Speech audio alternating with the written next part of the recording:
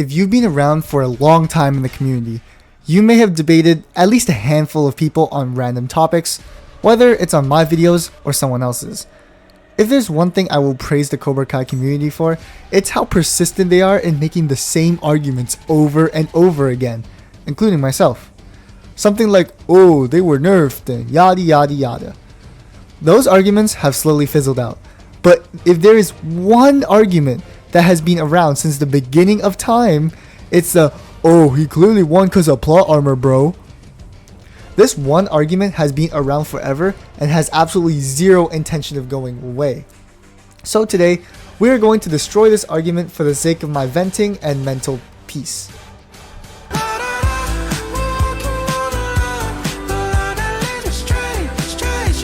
For one, to start off, we need to know what plot armor is.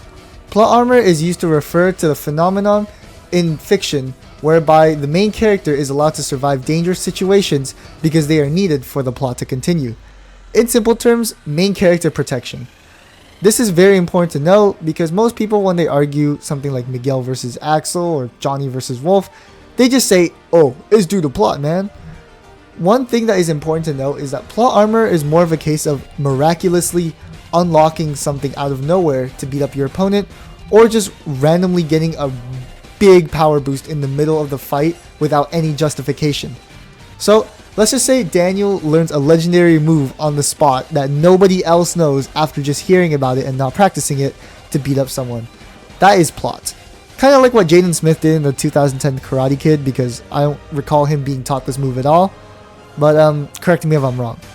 So, does this actually fall under any character in Cobra Kai or Karate Kid? So, a lot of plot armor discussion in the show stems from the original movies and how Daniel was always able to beat his opponents. For Johnny, people are acting like it's plot because, oh, how could Daniel beat Johnny even though Daniel only learned karate for a few months and Johnny has been learning for a million years? It's clearly plot. Well, if you actually know your stuff, it's very clear how Daniel won this. Not only does Kreese say it's because Daniel has more heart than Johnny, but Daniel literally shows himself putting in the work ethic to train like Mr. Miyagi, learning the crane kick, which is a kick that if done correctly, no one can defend. Johnny was arguably not at his best either, making this not a case of plot armor, but just Daniel being better, putting in the work, and Johnny not having the best circumstances. In Karate Kid 2, Daniel for the entire movie trains the drum technique. He literally trains it from the moment he learned about it, and he kept training it till the end of the movie. Not only this, but he actively continues to train under the strongest fighter in the verse, and has found balance in this movie, which I'm sure I don't even need to explain how much of an amp balance is. You guys already know this. He ends up winning with the drum technique, and it would have been plot if he just pulled this move out of his ass and beat up Chosen with it. But once again, Daniel puts in the work ethic and learns this technique to no end. You literally see him practicing it a lot of times.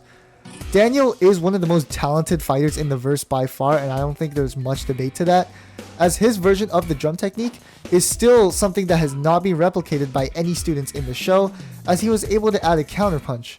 So, Chosen did not lose to plot armor, but just Daniel being talented and built different, as well as putting in that work. In Karate Kid 3, Daniel beats Mike after releasing his best karate and throwing him. People heavily think this is plot armor, probably more than the other ones, because Mike is a national champion. But this one is just straight kind of ridiculous. Not only does Silver literally foreshadow the fact that Kata is going to win Daniel a tournament by telling him it won't win him a tournament,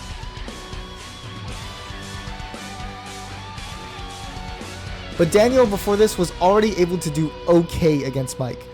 When Daniel was at his lowest, Miyagi confirms that Daniel's best karate was still inside him, before letting out his best karate and winning. While these two are definitely contentious in who is actually stronger, it's very clear that Daniel did not win this fight by plot. Foreshadowing is a very fair literary device that is a direct counter to the plot armor claim. Daniel was losing because he was holding back his best karate, which is literally confirmed, and when he unleashes it with Kata, which Silver says won't win him a tournament, he wins the tournament. So no, this is not plot armor either, it's simply foreshadowing.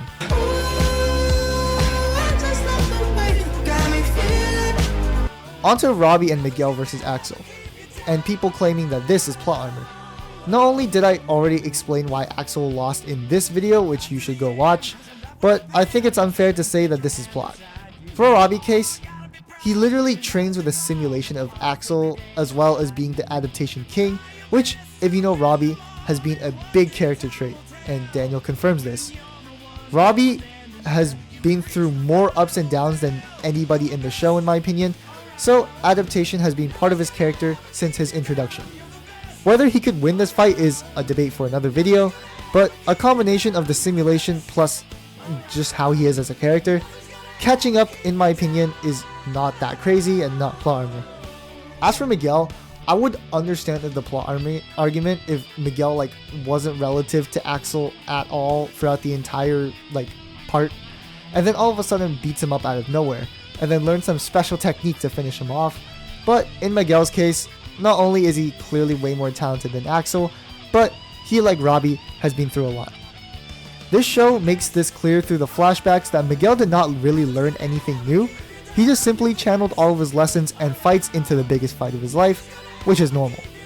Miguel in part 2 was never super balanced, to be honest, and probably wasn't as good as he could have potentially been in that part. But after finding his footing in this part, the fact that he is able to pull off this upset shouldn't surprise anybody. Yes, Axel has more experience, but let's not act like experience mattering has been contradicted like a million times in this show. Not really his fault that Johnny decided to give him a pep talk specifically about channeling every win and loss he's had, which clearly worked against Axel. So no, these two are not plot armor cases either. Robbie and Miguel are just better, honestly just cope with it, bro. Lastly, for Johnny versus Wolf. This one is just blatantly not plot armor. Johnny has gone through the most character development in the show in my opinion, and his win simply stems from the fact that he learned from his past mistakes back in 1984.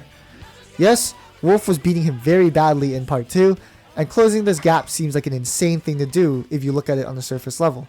So, it's clearly plot, right?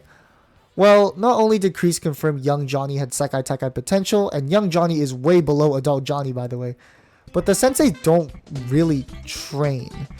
Once Johnny trains, I don't think closing this gap is actually that crazy, as I mentioned in this video. Johnny has always had the potential, but just never dedicated himself enough to this kind of training because he wasn't really competing anymore. Sure, Wolf is hella experienced, but it's not Johnny's fault that he's gone through so much development and was put in a situation identical to 1984 to show he learned his lesson.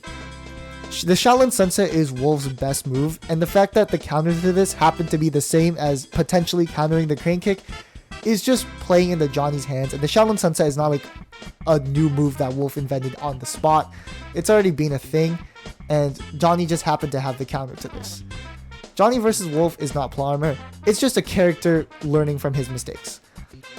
Sure, Johnny closed a monstrous gap, but I don't think he did anything irregular, just train and fight. So, in conclusion, I do not think plot armor exists in this show. Not for the fights at least. You know what is plot that I never hear talked about? The fact that this guy Miguel falls off a railing and getting hit bare back on the damn railing and still surviving this. And literally recovering in just an episode or two.